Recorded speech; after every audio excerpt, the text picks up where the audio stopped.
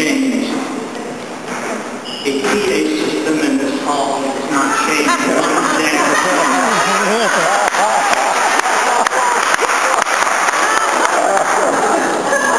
I was born loud. Can you hear me?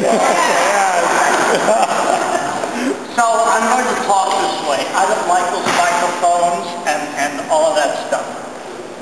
So whatever I want to say, I'm going to make it very short because we've been here all day. We've heard a lot of words. There are no words that were ever invented that can take the place of music. So those kids were like you were. You know that? They were like you were. They came to this school for, I don't know why they came. Because many of the parents said, you're stupid for going into music. Why don't you go into something that's sane? Why don't you go into something that's secure? Why don't you go into something that can do something and earn a living and get out of my pocketbook? But there's something about music that says, I have to do it. Francis Thompson, the great Catholic theologian, said, there's always a hound of heaven that's yapping at your tail, and nobody sees that hound except you, but he keeps biting you and he keeps you going. That's music. That's music. Now, I'm talking to you now. You're not today's students. You've been here. You've done a lot of things. You have committed yourselves to goals within your life, goals within those that you love, things that have promised, maybe that have delivered, things that you hoped for that have not delivered. But we are victims and the beneficiaries of our faith. I came to Temple University under protest.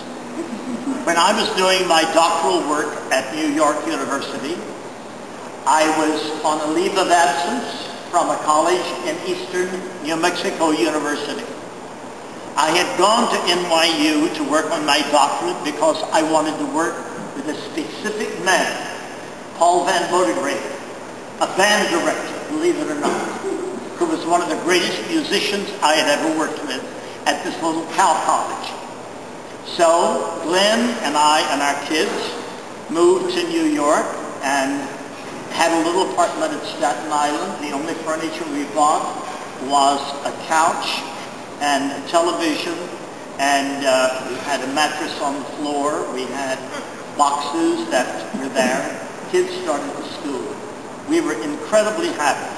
I was 27 at that time, and I was determined to have my doctorate by the time I was 30.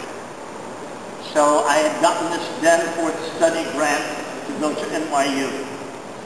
While I was there, Paul Van Bodegraven and a great person in my life by the name of Dr. Vincent Jones, who was at the school at that time, said there is an opportunity at Temple University and we want you to apply.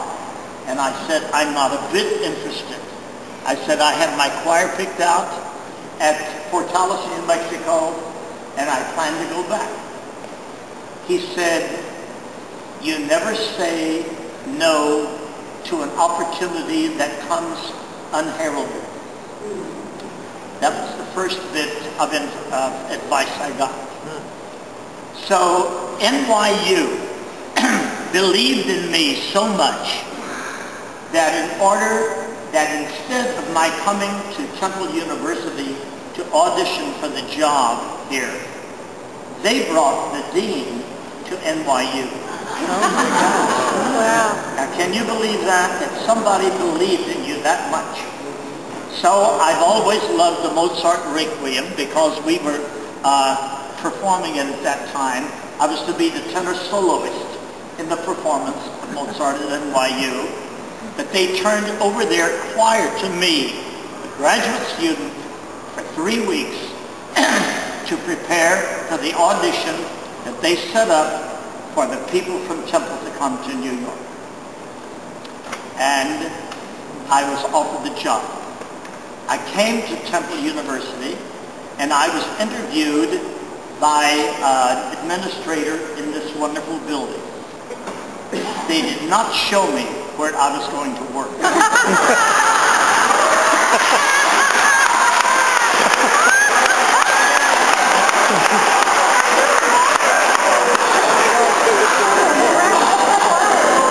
They did not show me 2 row houses on Euclid Avenue, right across the street from an ulcer gulch, right next door to a house of ill repute, a parking lot, and a cemetery, all in a row. You know, I never knew those facilities were bad. It is so interesting. It is so interesting. I never even thought about that. But I remember when I was putting the choirs together for the Triumph of Aphrodite, which was the first thing I had to prepare for Ormandy. There was no space to rehearse. You know, the concert choir and the glee clubs and what have you would truck along and rehearse in Thomas Hall. You know, crappy place. That's terrible. But when we had the full choirs in for Saturday rehearsals, we had to be on the stairs and in the 2 row houses together, spreading into the classrooms, and I'd be valiantly at the bottom of the stairs trying to do this to conduct all of these things, these people together. I never thought a thing about it. I thought, well, that's the way it is at Temple. This is the way it's going to be. But the people, the students, were incredible. Just incredible. For a cornbread-loving country boy from Texas, who at that time had been east of the Mississippi when I went to Indiana and when I went to that New York, that was it. The faith that this university had in me at age 28 to bring me here really, really was something. And it is very easy in our lives to hate youth. And I was the epitome of that at that time. I was too young for the job. Ormandy told the dean, "You're stupid for somebody east of the west of the Mississippi to begin with, and he's too young." And which all it did was make me madder and more determined to succeed. Well, we did succeed. And I think that beginning in 1956 to when I left in 75, I tell anybody they were the halcyon years of the Philadelphia Orchestra. That was the prime of Eugene Ormandy and the opportunities that our Temple University students had to make music at the highest level of international. Working with Leopold Stokowski, working with Pablo Casals, working with with Ormandy so many times, you know, and Ormandy would even call me for suggestions for programming. That doesn't happen anymore. You know, I've worked with Cleveland and with Lauren and all of that stuff. They don't ask a choral conductor that. But Ormandy will say, "I'd like to do this. What's a good piece to go with this?" And that was the kind of association that we had. And for you were the ones that made the recordings. You're the ones who got the Grammys. Not me. Not me. I was a servant to do that. You formed me.